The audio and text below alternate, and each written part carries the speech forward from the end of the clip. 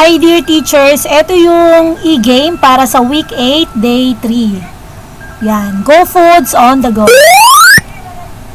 Piliin ang Go Food sa bawat bilang. Are you ready? Let's get started. Pindutin natin yung start. And then number 1. Kaya alin dito yung ating Go Food? Alin dito yung kabilang sa Go Food? Rice, milk, or pineapple? So the answer is rice.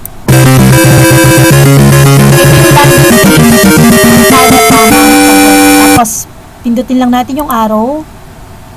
Balik tayo sa number 1. Kunwari, mali yung sagot niya. Ang naisagot niya ay milk. Habang mali sagot, ito ang landing page niya. So, balik tayo sa number 1 ulit. So, mali uli yung pineapple. Yan uli yung kanyang landing page. So, yan hanggang sa number 2. O, alin pa dyan? So, the answer is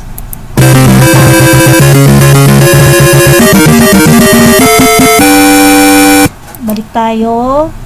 Ayan. Yung number 3 na tayo, yung tamang sagot na yung pipindutin ko. Okay, kamo.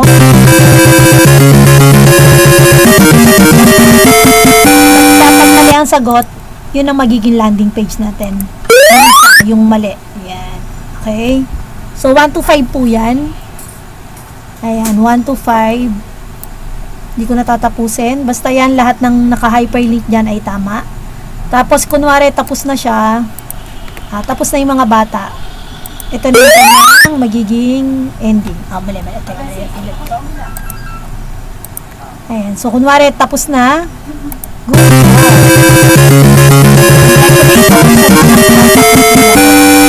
Nakita ko lang para alam natin yung ating mga pipindutin. So, suggestion ko dito, bago sila tumira dyan sa ating e-game, meron ako ditong picture. Ayan. So, ito yung magiging itsura niya. Yan. Ito yung magiging itsura niya. Ito yung mga ipiprint nyo sa long bond paper. Tapos ilalagay lang natin sa sahig. So, dyan sila tatalon. Ano ba yung mga pwedeng maging epekto kapag kakain tayo ng tamang Go Foods? Yan. So, ito. Gusto pagkain ng Go Foods natin. So, tatalon sila dyan. Ito. Tama. Mali. So, lalaktaw sila dyan. Tama. Tapos, tsaka sila titira sa ating e-game. Anyway, meron naman pong explanation yan lahat dito. Ayan. Ito yung sa part na tar papel natin. So, ang laman po niyan ay 4. 4 ang laman. So, meron tayo dyang lesson plan with annotation. Tapos, meron tayong pinaka PowerPoint. And then, yung ating pang tar papel at yung ating e-game. So, 4 po yung matatanggap nyo. Kompleto na yan as in, mula sa title. Ayan, kagaya nyan. So, ipiprint nyo lang yun sa long bond paper, tapos gugupitin at, ayan, pagdudugsong-dugsongin na. Okay po. Ayan. So, meron din tayo ditong basket. Ayan, pwede natin itong i-print ng pa-poster 2x1. May instruction din po ako dyan kung paano siya ipiprint kapag tayo ay nasa PowerPoint. Ayan. So, ayan. So, 3 baskets ang ipiprint natin. Then, lalagyan natin ng label. So, dito sa ating week 8, day 3, ang lesson lang natin is Go Foods. Isa sa pangunahing pangangailangan. Yung susunod na araw ay Grow Food, sunod ay Glow Food. So, kinumpleto ko na to. Go, Grow, and Glow Foods na po nilagay ko dyan.